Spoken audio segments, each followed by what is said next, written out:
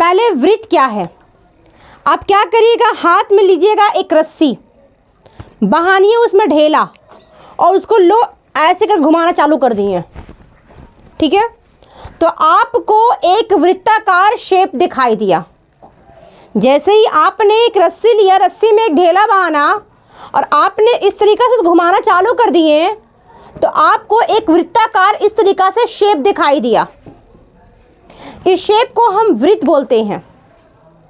जैसे आप चूड़ी पहनते हैं, औरतों लोग चूड़ी पहनती है, साइकिल का चक्का होता है, ये सब क्या है, वृत्त है। तो वृत्त में एक केंद्र है जिसे हमने ओ कहा कि ओ क्या है, केंद्र है। और केंद्र से ये परिधि पर जो लाइन गई है, जो रेखा गई है, जो दूरी है, उस दूरी को हम त्रिज्या मानते हैं। यानी केंद्र से परिधि की दूरी को त्रिज्या कहा जाता है।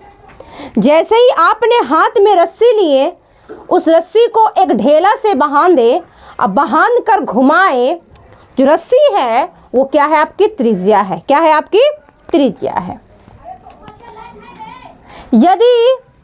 यदि किसी वृत्त का केंद्र O और त्रिज्या R हो तो उसे COR लिखकर सूचित करते हैं। क्या होता है COR? COR मतलब होता है C for circle, O for केंद्र और R फॉर रेडियस। सर्कल, केंद्र, रेडियस के संबंध को ही हम एक वृत्त कहते हैं। डायमीटर क्या है? तो कहेंगे डायमीटर मतलब होता है व्यास, जो वृत्त का व्यास होता है। कहेंगे कि वृत्त का व्यास वह रेखाखंड है जो वृत्त के केंद्र से गुजरे तथा उसके दोनों प्रतिबिंदु पर हो। यानी कि एक प्रतिबिंदु और दो प्रतिबिंदु पर क्या हो, एक रेखाखंड हो, जो कहाँ से बोलेंगे, जो केंद्र से होकर गुजरती है। यहाँ पे AB क्या है, व्यास है, जो दो त्रिज्या के बराबर होती है। फिर से वृत्त का व्यास वह रेखाखंड है जो वृत्त के केंद्र से होकर गुजरे अथा उसके दोनों प्रतिबिंदु वृत्त पर हो। जीवा क्या है, तो बोलेंगे वृत्त पर के किन्हीं दो बिंदुओं को, मेरे पास वृत्त है और इस वृत्त पर के किन्हीं दो बिंदुओं को मिलाने वाले रेखाखंड को हम जीवा कहते हैं। कोई भी दो बिंदु को जो मिला रहा है वो रेखाखंड, उसे जीवा या चाप करने कहा जाता है। जो जीवा केंद्र से होकर गुजरे उसे व्यास कहते हैं। हमारा ये वृत्त है और वृत्त के केंद्र से जो होकर गुजर रही है जीवा, इस जीवा को व्यास कहते हैं। वृत्त की अधिकतम लंबाई वाली जीवा वृत्त का व्यास ही है। क्या बोलेंगे, तो वृत्त के अधिकतम लंबाई वाली जीवा क्या है, वृत्त का व्यास ही है। सबसे पहले वृत्त का व्यास क्या एक जीवा है, बोलेंगे यस एक जीवा है और सबसे बड़ी जीवा है, सबसे बड़ी जीवा है जो व्यास कहलाती है। वृत्त का चाप क्या है, तो वृत्त की परिधि के सतत भाग को वृत्त का चाप कहते हैं। यानी ये वृत्त है, सतत भाग क्या है, इसका ये भाग को क्या कहते हैं, वृत्त का चाप कहते हैं।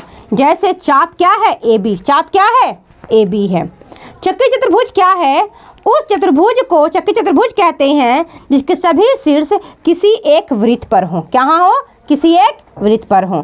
मान लीजिए कोण A, कोण B, कोण C और D एक वृत्त है और वृत्त पर क्या है, बोले कि चतुर्भुज के सभी शीर्ष कहाँ पड़ रहे हैं, वृत्त पर पड़ रहे हैं, उसे क्या कहते हैं, चक्री चतुर्भुज कहते हैं। जैसे कोण A और कोण C का जो सम होता है वो 180 का होता है, 180 का होता है। कोण B और कोण D का सम कितना होता है, 180 का होता है। ठीक है, नेक्स्ट हम लोग देखते हैं वृत्त के एक चाप का अंश माप। क्या बोलेंगे, वृत्त के एक चाप का अंश माप। चाप के सापेक्ष वृत्त के एकांतर खंड के किसी एक बिंदु पर इस चाप द्वारा अंतरित कोण का दुगना होता है। यानी कि ये मेरा वृत्त है, ये मेरा क्या है, वृत्त है, और इस वृत्त पर जो AOB कोण बन रहा है वो क्या है, तो बोलेंगे वो कोण ADB का दुगना है। क्या है? अगर यहाँ पे 60 रहेगा तो यहाँ पे क्या बनेगा, नहीं, यहाँ पे अगर 60 रहेगा तो यहाँ पे 2 गुने 60 यानी 120 का एंगल बनेगा। कितना बनेगा? 120 का एंगल बनेगा। यानी AOB अगर निकालना हो तो ADB को दुगना कर देना, दुगना कर देना। वृत्त के एक चाप का अंश माप चाप के सापेक्ष वृत्त के एकांतर खंड के किसी बिंदु पर इस चाप द्वारा अंतरित कोण का दुगना होता है। वृत्त के एक ही खंड पर दो कोण बराबर होते हैं। यानी ये मेरा वृत्त है, वृत्त का एक ही खंड है, खंड क्या है इसका, एक ही है, एक ही खंड पर दो कोण ये कोण क्या होते हैं, बराबर होते हैं। मान लीजिए ABD हम लोग बनाए और बोलेंगे AED बनाए, तो एक ही खंड पर दो कोण बना है और दोनों कोण क्या होंगे, बराबर होंगे। क्या होंगे? अगर ये 60 तो ये भी 60, 70 तो 70, जितना कोण रहेगा उतना ये भी कोण रहेगा। आगे हम लोग देखते हैं, अर्धवृत्त का कोण समकोण होता है। अर्धवृत्त है और इस वृत्त पर बना कोण जो होगा वो 90 डिग्री क्या होगा, समकोण होता है। तो अर्धवृत्त का कोण क्या होता है, समकोण होता है। वृत्त COR में क्या है, तो बोलेंगे ADE क्या है, एक समकोण है। क्या है, एक समकोण है।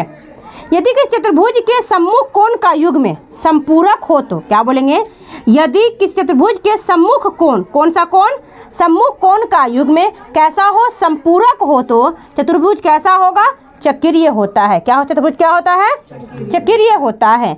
यानी ABC एक क्या है, बोलेंगे एक वृत्त है। क्या है, एक वृत्त है और इस वृत्त पर क्या बोलेंगे, चतुर्भुज बना हुआ है और चतुर्भुज का जो कोण है वो कहाँ टच कर रहा है, वृत्त को छू रहा है। तो इससे क्या बना, तो बोलेंगे एक क्या बना, एक चतुर्भुज बना।